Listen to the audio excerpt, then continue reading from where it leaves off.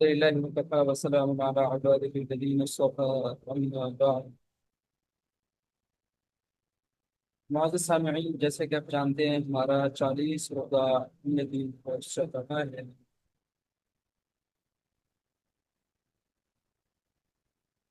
اس کا سبق نمبر آج 20 ہے. اسی ترتیب کے مطابق قرآن کریم کی ایک آیت، ایک حدیث، ایک مضمون دعا، سیرت طیبہ کا حصہ انشاءاللہ ہمارے کورس میں شامل ہوگا. اور البتہ ابھی بول چال کا حصہ آج اور اس میں شامل نہیں ہوگا. سفری مشاغل کی وجہ سے میں یہاں پہ یہ لکھ نہیں پایا. ابھی بہت زیادہ حصہ تو یہ انشاءاللہ کل پڑھیں گے. ابھی بہت زیادہ حصہ باقی چیزیں آج کے سمے میں پڑھیں گے. دیکھیے آپ کو سکرین پر ارشاد باری کا اعلیٰ نظر آ رہا ہے. اعوذ باللہ من الشیطان الرجیم، بسم اللہ الرحمن الرحیم. فاسألوا اہل الذکر ان کنتم لا تعلمون. صدق اللہ العظیم. فاسألوا اہل الذکر، فاسألوا پس تم پوچھ لو اہل ذکر سے، ان کنتم لا تعلمون اگر تمہیں معلوم نہ ہو، اگر تمہیں علم نہ ہو. اے لوگوں، یہ بریکٹ میں لکھنا تھا کہ لوگوں میں ہم بتایا جا رہا ہے اگر تمہیں علم نہیں ہے کسی بھی بات کا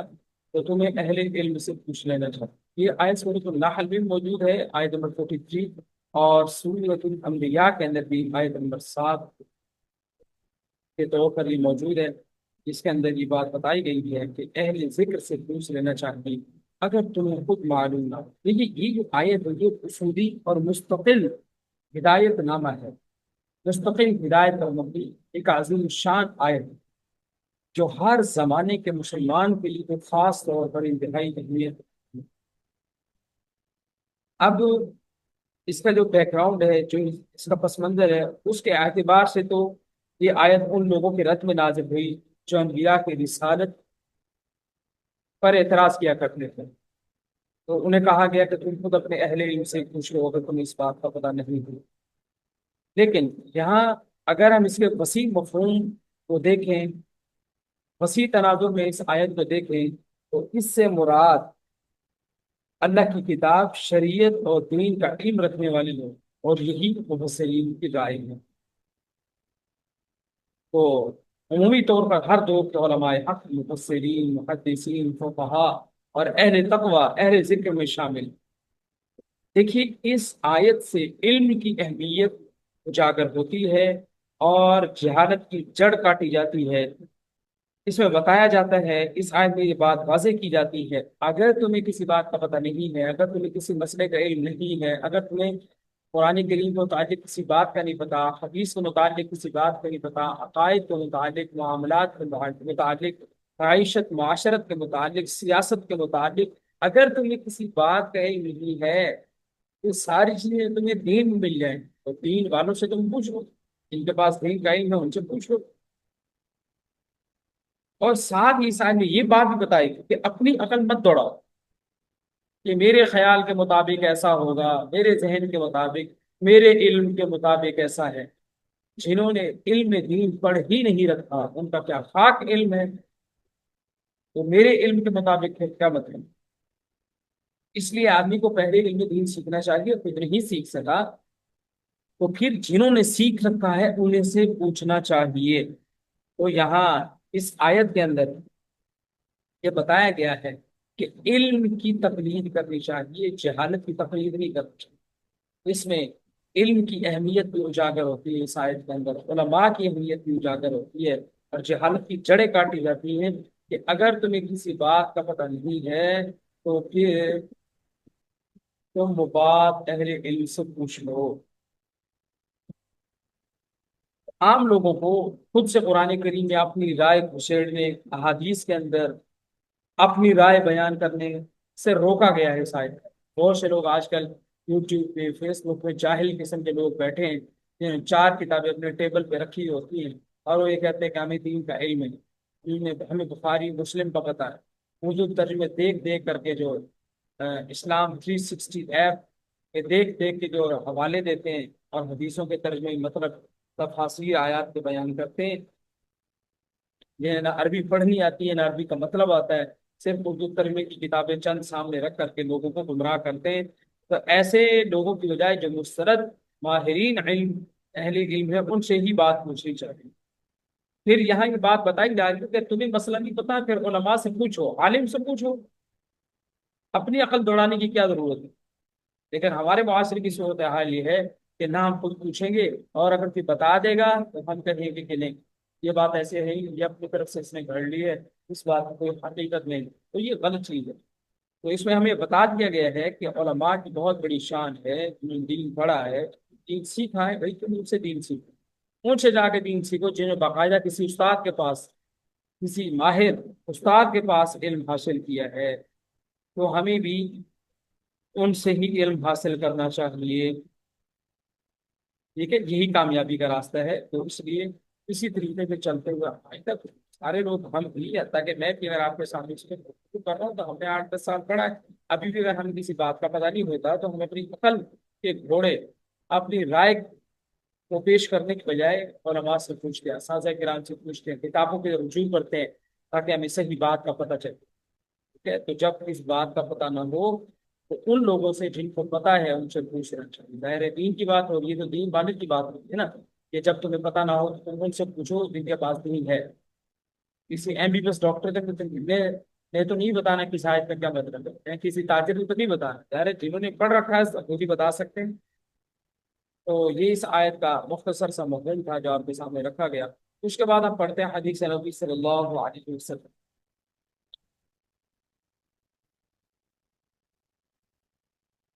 دیکھیں حدیث کے اندر جو چیز آج ہم پڑھتے ہیں وہ ہے عن عائشہ رضی اللہ تعالی عنہا عن النبی صلی اللہ علیہ وسلم انه قال السواک مطهرة للفم ومرضاة للرب۔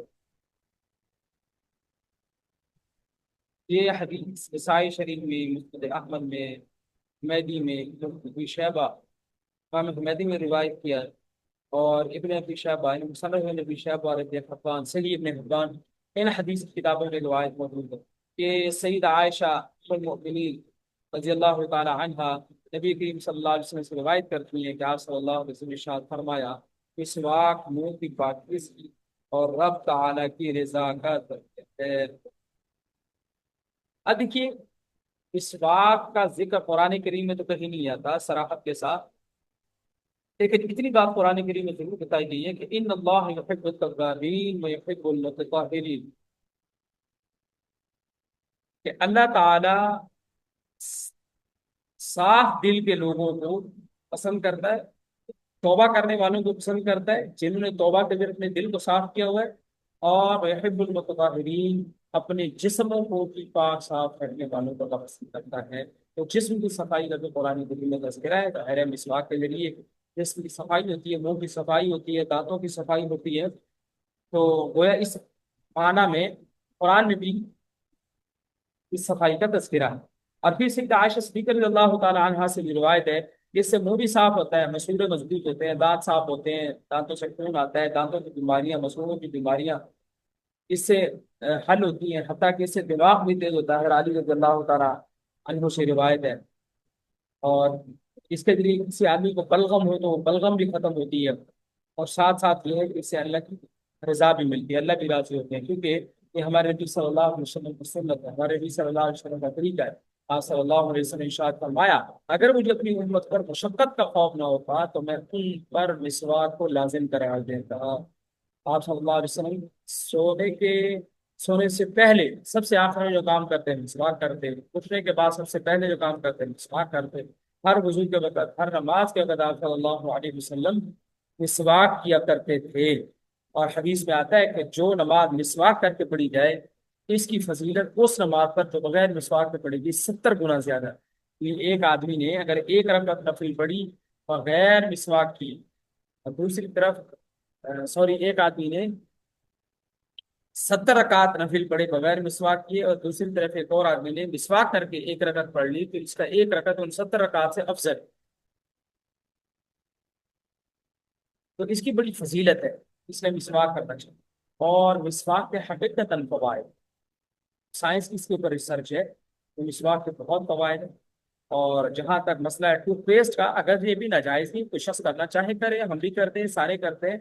لیکن اس کا درجہ وہ نہیں ہے جو مسواک کا ہے، اور اس کے فوائد نہیں ہیں۔ دیکھو سارے لوگ آج کل آپ دیکھیں شہروں کے اندر تو خاص طور پہ بچے بڑے جوان مرد عورتیں سبھی مسواک کرتے ہیں، ٹوتھ پیسٹ کا استعمال کرتے ہیں، اور بلا ناغہ باقاعدہ کرتے ہیں، صبح دوپہر شام، صبح شام تو عام سی بات روٹین ہے، پھر اس کے باوجود بھی دانتوں کی بیماری سب کو، اس لیے کہ یہ ساری کیمیکل سے بنی چیزیں، یہ کوئی پائیدار چیزیں نہیں ہیں، بس یہ آرٹیفیشل ہے کہ آپ فلاں جو ماؤتھ واش ہے اس کے ذریعے سے آپ کلی کریں، منہ میں سے خوشبو آئے، بس وہ کیمیکل ہے، خوشبو تھوڑی دیر کے لیے آئی، اس کا نقصان ہی نقصان، اور کوئی کیمیکل آپ زبان کے نیچے رکھیں تو اس کا فوری اثر ہوتا ہے انسان کے اعضاء کے اوپر، دل کے اوپر، معدے کے اوپر فوری اثر ہوتا ہے، تو چیزیں اتنی فائدے کی اتنا نقصان پہنچتا ہے ان سے، لیکن نبی کریم صلی اللہ علیہ وسلم کی مسواک ہے کہ اس کے بے شمار فوائد ہیں اور اس کا کوئی نقصان بھی نہیں، ٹھیک ہے، تو اس لیے ہمیں مسواک استعمال کرنی چاہیے، مسواک کے بہت سے فائدے بھی ہیں، تو اس سے دماغ کو بھی سکون ملتا ہے، طبیعت کو تازگی ملتی ہے، اس طرح کہ پہلے میں نے ذکر کیا مسئلے مضبوط ہوتے ہیں، دانتوں سے خون آتا ہے وہ بند ہو جاتا ہے، اور پھر اور بہت سے فوائد، معدے کی صفائی بھی ہوتی ہے اس کے لیے مسواک کرنے کی وجہ سے، تو اس لیے ہمیں مسواک کو اپنانا چاہیے، 10-20 روپے کی مل جاتی ہے، کسی بھی بک شاپ سے لی جا سکتی ہے، وہاں پڑی ہوتی ہے شاپر بنی وہ نہ تو پارٹ ٹاؤن ٹی کے اندر ہمارے یہاں بہت لوگ ہیں، بدھ والے دن جمعرات والے دن لے سکتے وہاں سے جا کر کے تازہ مسواک لے سکتے ہیں، اس کے علاوہ ہم کیکر کا مسواک ہے، نیم کا مسواک ہے، اور اسی طرح اور بہت سی چیزیں جن کا مسواک استعمال ہوتا ہے، زیتون کا مسواک ہوتا ہے، استعمال ہوتا ہے، اس سے بہت سے فوائد ہیں، البتہ یہ بات سمجھنی چاہیے کہ مسواک جو ہے نا ایک بالش تو ہونا چاہیے، یہاں سے شروع ہو یعنی انگوٹھے سے اگر شروع ہو تو پیمائش کے اندر یہ چھوٹی انگلی تک چلتی ہے لمبائی میں، اور چھوٹی انگلی جتنا موٹا ہونا چاہیے مسواک، اور اس کے بعد استعمال کیسے کرنا ہے مسواک کو، ٹھیک ہے، آپ یہاں میری طرف دیکھیں گے، مسواک ایسے استعمال کر، یہ 3 انگلیاں اوپر رکھنی ہے مسواک کے، اور یہ آپ کو نظر آ رہا ہوگا ایک چھوٹی انگلی آگے نیچے، اور اس طرح انگوٹھا یہ سامنے اوپر، آپ کو نظر آ رہا ہوگا 3 انگلیاں اوپر آ گئی مسواک میں، اور یہ چھوٹی انگلی یہ یہاں نیچے آ گئی مسواک کے سرے پہ، اور انگوٹھا جو ہے یہ سامنے، اس طرح کر کے ہم نے مسواک کو پہلے اوپر والے حصے میں دائیں طرف پھر بائیں طرف پھر نیچے دائیں بائیں، اسی طرح باہر کی طرف دانتوں کے، اور اس طرح دانتوں کے اندر کی طرف رکھنا ہے، اس طرح مصنوع مسواک ہوتا ہے، اور اس کے بعد تیسرا نمبر پر جو چیز ہم پڑھیں گے حدیث ہے چوتھے کلمے کی فضیلت، انشاءاللہ یہ ہم سب کلموں کی فضیلت ذکر کریں گے، تو آج چوتھے کلمے کی فضیلت پڑھتے ہیں، سیدنا ابو ہریرہ رضی اللہ تعالیٰ عنہ سے مروی ہے کہ رسول کریم صلی اللہ علیہ وسلم نے ارشاد فرمایا، جو شخص لا الہ الا اللہ وحدہ لا شریک لہ لہ الملک و لہ الحمد وهو علی کل شیء قدیر، اچھا یہ چوتھا کلمہ پورا نہیں ہے، ہمارے ہاں کتابوں میں عام طور پر ہوتا ہے اس میں تھوڑی سی زیادتی ہوتی ہے الفاظ کی، وہ بھی چوتھا کلمہ ہی، یہ بھی چوتھا ہی، حدیث میں ان کی بھی وہی فضیلت ہے جو ان کلمات کی ہے، تو ترجمہ کیا ہے، اللہ کے سوا کوئی معبود برحق نہیں، اس کا کوئی شریک نہیں، بادشاہی اسی کی ہے، اور تمام تعریفیں اسی کے لیے ہیں، اور وہ ہر چیز پر قادر ہے، یہ اس کا ترجمہ ہے، اللہ کریم نے کیا فرمایا کہ جو 100 مرتبہ پڑھے گا تو یہ اس کے لیے 10 غلام آزاد کرنے کے برابر ہو جائے گا، 100 نیکیاں اس کے نام اعمال میں لکھی جائیں گی، 100 برائیاں اس سے مٹا دی جائیں گی، اس روز دن بھر یہ دعا شیطان سے اس کی حفاظت کا باعث بنے گی، یہاں تک کہ شام ہو جائے اور کوئی شخص اس سے بہتر عمل لے کر نہ آئے گا مگر جو اس سے بھی زیادہ یہ کلمہ پڑھ لے، یعنی سب سے زیادہ فضیلت اس کلمے کی، ہاں اگر کوئی زیادہ پڑھ لے گا 100 سے تو اس کی فضیلت بڑھ جائے گی، ورنہ اور کسی عمل کی دن بھر میں یہ فضیلت نہیں ہے جو اس کلمہ پڑھنے کی ہے، تو بہرحال یہ کلمہ میں پڑھ لینا چاہیے، لا الہ الا اللہ وحدہ لا شریک لہ لہ الملک و لہ الحمد وهو علی کل شیء قدیر، ٹھیک ہے، اس کے 3 حصے ہیں، لا الہ الا اللہ وحدہ لا شریک، ایک حصہ، دوسرا لہ الملک و لہ الحمد، تیسرا وهو علی کل شیء قدیر، اس کلمے کو ہم یاد کریں، اس کی فضیلت دوسروں کو بتائیں، ہمیں بھی یاد رہ جائے گی اس سے، وہ چوتھے کلمے کی فضیلت کی، اس کے بعد ہم اگلے حصے کی طرف بڑھتے ہیں، وہ ہے جی آج کے سبق میں سیرت کا جو حصہ ہے وہ ہے غزوہ خیبر کا مختصر تذکرہ، سب سے پہلے ہم پڑھیں، ٹھیک ہے، اچھا جی، غزوہ خیبر صحیح قول کے مطابق ہجرت کے 7ویں سال محرم کے مہینے میں ہوا، اور مدینہ منورہ سے تبوک کی طرف جاتے ہوئے تقریباً 200 کلومیٹر کے فاصلے پر مقام خیبر واقع ہے، یہاں یہود کے بہت سارے قبیلے آباد تھے، اور مدینہ کے جو یہودی معاہدے کی خلاف ورزی کرنے کی وجہ سے مدینے سے نکال دیے گئے تھے، ان میں سے بھی بہت سارے لوگ یہاں آ کر رہنے لگے۔ یہ لوگ ہر وقت مسلمانوں پر حملہ کرنے کی فکر میں مصروف رہتے۔ صلح حدیبیہ کے بعد آپ صلی اللہ علیہ وسلم کو معلوم ہوا کہ خیبر کے یہودی بنو غطفان اور دوسرے لوگوں کے ساتھ مل کر مسلمانوں پر بڑے حملے کی تیاری کر۔ چنانچہ آپ صلی اللہ علیہ وسلم نے واقعے کی تحقیق کے لیے حضرت عبداللہ بن رواحہ رضی اللہ تعالیٰ عنہ کو خیبر بھیجا۔ چنانچہ انہوں نے وہاں جا کر اس خبر کی تصدیق کر دی کہ بالکل ایسا۔ چنانچہ آپ صلی اللہ علیہ وسلم 1600 صحابہ کرام کے ساتھ خیبر تشریف لے گئے۔ جب یہودیوں نے آپ صلی اللہ علیہ وسلم کو آتے ہوئے دیکھا تو ان پر خوف طاری ہو گیا اور قلعہ بند کر لیا۔ حضرت علی رضی اللہ تعالیٰ عنہ نے اکیلے قلعے کا دروازہ اکھاڑ دیا، صحابہ کرام خیبر میں داخل ہو گئے۔ خیبر میں یہودیوں کے بہت سارے قبیلے آباد تھے۔ آپ صلی اللہ علیہ وسلم اور صحابہ کرام یکے بعد دیگرے تمام قلعے فتح کرتے ہوئے چلے گئے، یہاں تک کہ صرف دو قلعے باقی رہے، ٹھیک ہے، جن کا نام وطیح اور سلالم۔ یہ دونوں قلعے بہت مشکل فتح ہوئے، تقریباً 10 دنوں تک آپ صلی اللہ علیہ وسلم نے دونوں قلعوں کا محاصرہ جاری رکھا۔ جب ان لوگوں کو اپنی ناکامی کا یقین ہو گیا تو انہوں نے آپ صلی اللہ علیہ وسلم سے درخواست کی کہ ہمیں اور ہمارے اہل و عیال کو چھوڑ دیا جائے، ہم خیبر چھوڑ کر دوسری جگہ چلے گئے۔ آپ صلی اللہ علیہ وسلم کی درخواست قبول کر لی۔ اس کے بعد پھر ان لوگوں نے درخواست کی کہ ہمیں خیبر ہی میں رہنے دیا جائے، ہم اس کے بدلے میں اپنی پیداوار کا آدھا حصہ مسلمانوں کو دیں گے۔ آپ صلی اللہ علیہ وسلم اس کو بھی قبول فرما لیا۔ وہاں سے مسلمان مدینہ واپس آ گئے۔ اس کے بعد وہ لوگ اپنی پیداوار کا نصف حصہ مسلمانوں کے پاس بھیج دیا کرتے۔ اچھا، یہاں پر یہ بات یاد رہے کہ خیبر میں مسلمانوں کی تعداد 1600 تھی اور یہودیوں کی تعداد 10,000 تھی۔ اس غزوے میں کل 15 مسلمان شہید ہوئے اور 93 یہودی مارے۔ اس کے بعد دوسرا حصہ جو ہم نے پڑھنا ہے وہ ہے فتح مکہ کا مختصر ستر۔ دیکھیے، صحیح قول کے مطابق ہجرت کے 8ویں سال 20 رمضان المبارک کو مکہ جو ہے وہ فتح ہوا۔ صلح حدیبیہ میں ایک اہم شرط یہ تھی کہ مسلمان اور کفار دونوں 10 سال تک آپس میں لڑائی نہیں کریں گے، اور جو قبیلہ اس صلح نامے میں جس کے ساتھ ہونا چاہے اس کے ساتھ ہو سکتا ہے۔ چنانچہ بنو خزاعہ مسلمانوں کے ساتھ ہو گئے اور بنو بکر کفار کے ساتھ۔ ان دونوں قبیلوں میں کافی دشمنی تھی، اس لیے لوگ اس معاہدے کو نہیں نبھا سکے اور قریش کے حلیف بنو بکر کی ایک شاخ نے بنو خزاعہ پر حملہ کر دیا اور اس کے چند آدمیوں کو بھی قتل کر دیا۔ اس حملے میں قریش نے ہتھیار کے ذریعے بنو بکر کی مدد کی اور رات میں چھپ کر جنگ میں بھی شریک رہے، جو صلح حدیبیہ کی شرط کے خلاف۔ چنانچہ عمر بن سالم خزاعی اپنے چند ساتھیوں کے ساتھ آپ صلی اللہ علیہ وسلم کے پاس مدینہ گیا اور آپ صلی اللہ علیہ وسلم سے مدد کی درخواست کی۔ تو آپ صلی اللہ علیہ وسلم نے قریش کے پاس پیغام بھیجا کہ یہ چند شرطیں ان کو مان یا ان میں سے کوئی ایک مان لو۔ نمبر 1، بنو خزاعہ کے مقتولین کی دیت دیں،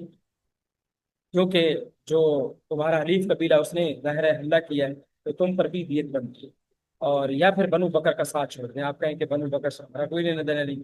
اور ان کو معاہدے سے الگ کر دو۔ تیسری، یا پھر صلح حدیبیہ کے معاہدے کو ختم کر دو اور جنگ کے لیے تیار ہو۔ قریش نے جلد بازی میں کہہ دیا ہم پہلی دو باتوں کو نہیں مانتے، البتہ ہم صلح حدیبیہ کے معاہدے کو ختم کرتے۔ لیکن اس کے بعد قریش کو ندامت ہوئی اور انہوں نے ابو سفیان بن حرب کو مدینے بھیجا تاکہ پھر سے معاہدہ کیا جائے۔ چنانچہ ابو سفیان مدینے آئے، تجدید معاہدے کی درخواست کی، لیکن آپ صلی اللہ علیہ وسلم نے کچھ بھی جواب نہیں دیا اور یہ ناکام ہو کر واپس آ۔ اس کے بعد آپ صلی اللہ علیہ وسلم نے صحابہ کرام کو جنگ کی تیاری کا حکم دیا اور یہ تاکید کر دی کہ اس خبر کو قریش سے پوشیدہ رکھا جائے تاکہ ہم کفار پر اچانک حملہ کریں۔ تیاری مکمل ہونے کے بعد آپ صلی اللہ علیہ وسلم صحیح قول کے مطابق ہجرت کے 8ویں سال 10 رمضان مبارک اور اس بدھ کو بعد نماز عصر 10,000 صحابہ کرام کے ساتھ مکہ کے روانہ ہوئے۔ راستے میں مزید 2,000 مسلمان شامل ہو گئے۔ اس طرح مسلمانوں کی تعداد کل 12,000 ہو گئی۔